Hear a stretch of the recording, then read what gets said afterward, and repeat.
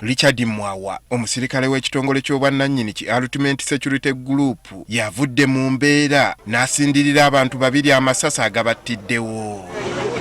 Bino bibadde mbuya mu ggombolola y'e Nakawa ku ssaawa 3 ez'okumakya. Ono atandikidde kwamyuka akulira abakozi mu kampuni eno Nowera Zera n'amukuba amasasi agamusse oluvannyuma n'alumba ewaterekebwa emmundu ng'eno gy'asanze Salezi Bwampata naye n'amukuba amasasi.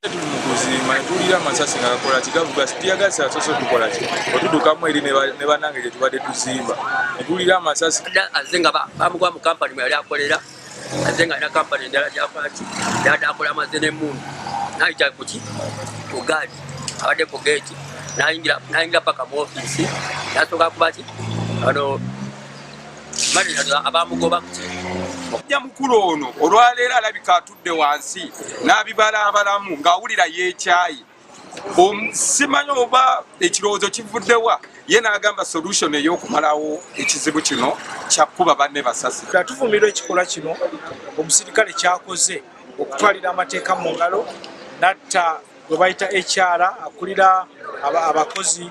Oluvannyuma poliisi etuuse naye n'emukuba amasasi era n'addusibwa mu ddwaliro. Atandise okuba amasasi nga buli ekimuyita mu maaso akuba amasasi era ekiddiridde poliisi kuddukirira mbeera naye n'emukuba essasi bigambibwa okuba nti nno ali mujje mu bulamu bw'ensi.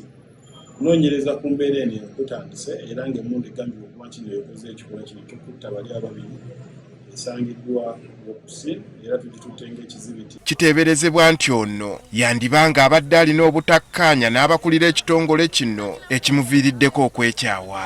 Bw'onooba onoogoba omuntu making sure nti okiriyalinze byonna kubanga kati yeekwasa yabadde akimya terminal benefits ze era ze zimukozesezza ekyo nti yagobwa nga n'akasimu kati kamuweereddwa.